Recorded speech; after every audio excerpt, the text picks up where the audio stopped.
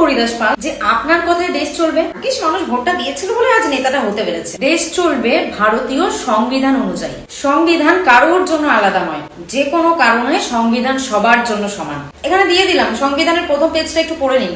এখানে স্পষ্ট লেখা আছে কারোর জন্য আলাদা কিছু নয়, যে কোনো কারণ সকলের জন্য সমান। সেখানে কেউ ভিআইপি নয়, কেউ মুখ্যমন্ত্রী নয়, কেউ প্রধানমন্ত্রী নয়, কেউ হিন্দু নয়, কেউ মুসলিম নয়। সংবিধান সবার জন্য সমান। আজকে যে রাজা কালকে সে ফকির। এর জন্য কখনো কোনোদিনও ক্ষমতার অহংকারে মানুষকে এমন কোনো ছোট বড় কথা বলতে নেই যে মানুষ সেটা কিন্তু মাথায় গেঁথে রেখে দেয়। কোনো সরকারই কিন্তু সারা জীবনের জন্য থাকে না, সময়ের চাকা কিন্তু ঘোরে। আপনি আজ নেতা আছেন, কাল নাও থাকতে পারেন। হিসাবগুলো কিন্তু জনগণ রাখছে। আপনি যেটা করছেন সেটা ক্ষমতার ভাষা বলছেন, ক্ষমতার জোরে কথা বলছেন। আমাদের ভারতীয় সংবিধান কিন্তু কখনোই এই কথা বলে না। সেই জন্য যখন নেতা হয়েছেন তাহলে সংবিধানটা পড়ে আসা উচিত ছিল। রেজাল্টের পর থেকে এনার অধ্যত্বটা একটু বেশি বেড়ে গেছে। কখনো বলছে অন্নপূর্ণা ভান্ডারটা ফুর্তির জন্য নয়, আবার কখনো সাধারণ মানুষকে বলছে কোন হরিদাস পাল। দিলীপ বাবু হয়তো ভুলে গেছেন যে এই সাধারণ মানুষের ভোটেই কিন্তু আজকে তিনি নেতা হতে পেরেছিলেন। সাধারণ মানুষকেই এত গরম দিচ্ছেন, দেখবেন ওই সাধারণ মানুষের একটা আঙ্গুলে কিন্তু অনেকটা জোর, যেটাতে বড় বড় মানুষেরও কিন্তু কুর্সি নড়ে গেছে। এরকম কথা বলে নিজের দলের বদনামটা করবেন না। অলরেডি আপনি এমন এমন অনেক কথা বলেছেন যাতে আপনার দলের বড্ড বদনাম হচ্ছে। প্রাপ্তবয়স্ক একজন মানুষ, আপনি যথেষ্ট উচ্চ পদের একজন মানুষ, সেজন্য আপনার মুখ থেকে মানুষ কখনো এরকম ধরনের ভাষা আশা করে না। পশ্চিমবঙ্গের এক বিজেপি নেতা নাকি বলছেন মুসলমানরা নাকি হরিদাস কোন হরিদাস পাল। আরে দিলীপ ঘোষ, তোকে বলছি, তোকে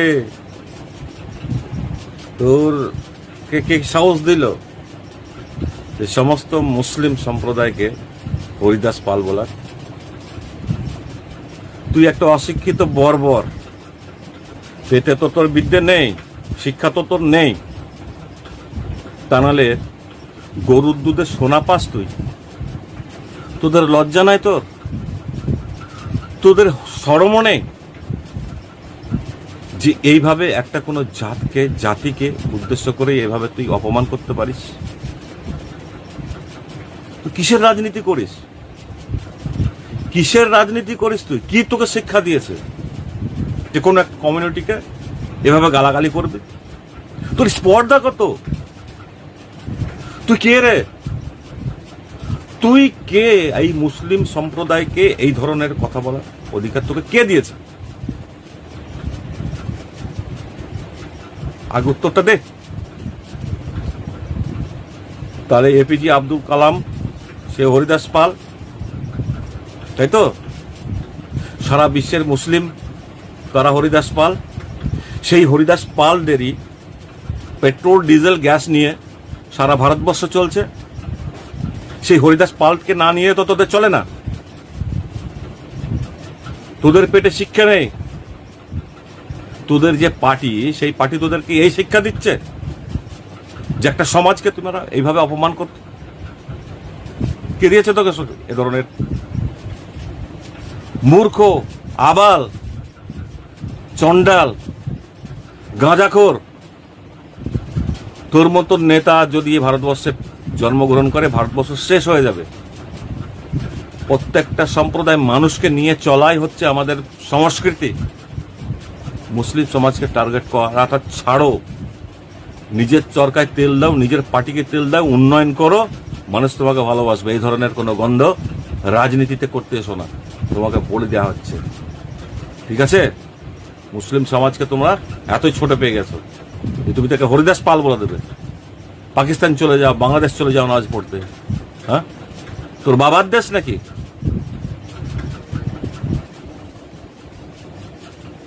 নামাজ পড়ার জন্য আলাদা করে জায়গার কি প্রয়োজন?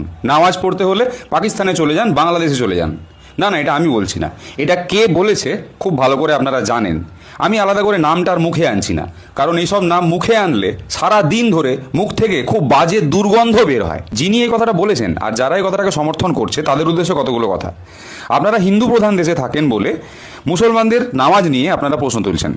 আচ্ছা, যেগুলো মুসলমান প্রধান দেশ, যেমন ধরুন ওই আরব কান্ট্রিজ যেগুলো আছে সেগুলো, বা ধরুন পাকিস্তান, বাংলাদেশ, সেখানে সংখ্যালঘু হিন্দুদেরকে যদি মুসলমানরা একই কথা বলে যে পুজো করার জন্য আলাদা করে জায়গার কি প্রয়োজন, পুজো করার জন্য আলাদা করে প্যান্ডেল কি প্রয়োজন, দুর্গাপুজো, সরস্বতী পুজোর সময় রাস্তা ঘিরে প্যান্ডেল করার কি প্রয়োজন?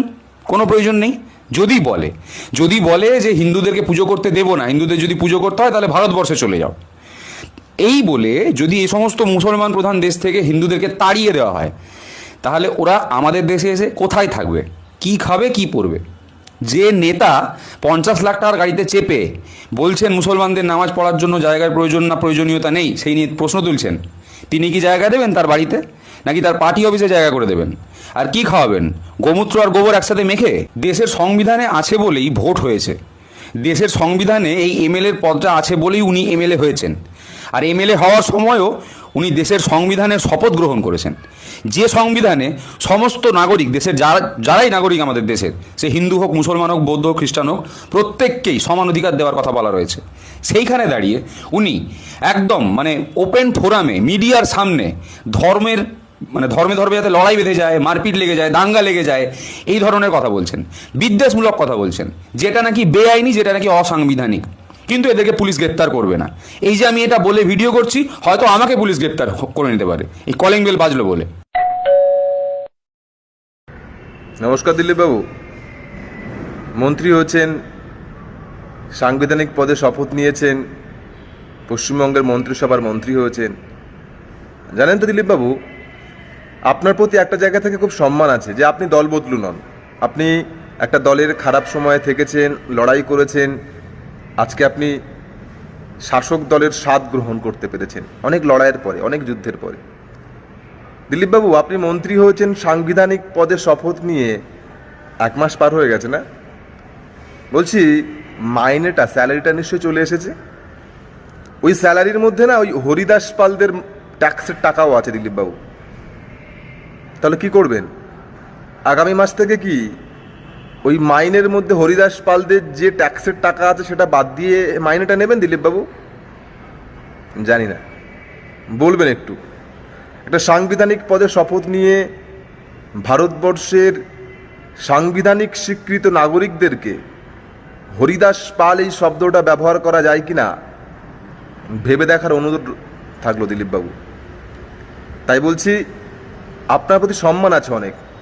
জানেন তো, যখন আপনি আপনার দলে কোণঠাসা ছিলেন, যখন আমাদের পাড়াতে এই প্রশ্ন তুলতো আপনার দলের কর্মীরা বিজেপিতে শুভেন্দু অধিকারী না দিলীপ ঘোষ, আমি আপনার নীতির অপোজিটে বিলং করি, আমি আপনার নীতির আদর্শের, আপনার দলের আদর্শের সাথে আমার কোনো মত নেই, কিন্তু আমি দিলীপ ঘোষের পক্ষ নিতাম, কারণ দিলীপ ঘোষ দল বদলু নয়। হ্যাঁ, দিলীপ ঘোষের অনেক কথা খারাপ লাগে, কিন্তু একটা জায়গা থেকে দিলীপ ঘোষের প্রতি সম্মান ছিল, আছে, থাকবে। সে দিলীপ ঘোষ দল বদলু নন। আসলে দিলীপবাবু, আসল ব্যাপারটা এটা নয়। আসল ব্যাপারটা রেড রোডে নামাজ পড়াও নয়। আসল ব্যাপারটা রেড রোডে যোগ দিবস পালনটাও মূল কথা নয়। আসল ব্যাপার হচ্ছে অন্নপূর্ণা ভাণ্ডারের সঠিক কোনো প্ল্যানিং এখনো পর্যন্ত মানুষের কাছে নেই। আসল কথা হচ্ছে হাজার হাজার লাখ লাখ হকারের চোখের জল। আসল প্রশ্ন এইগুলো থেকে মানুষের দৃষ্টি ঘোরানোর জন্য দিলীপবাবুকে একটু মাঝে মাঝে গরম ঠান্ডা কথা বলতেই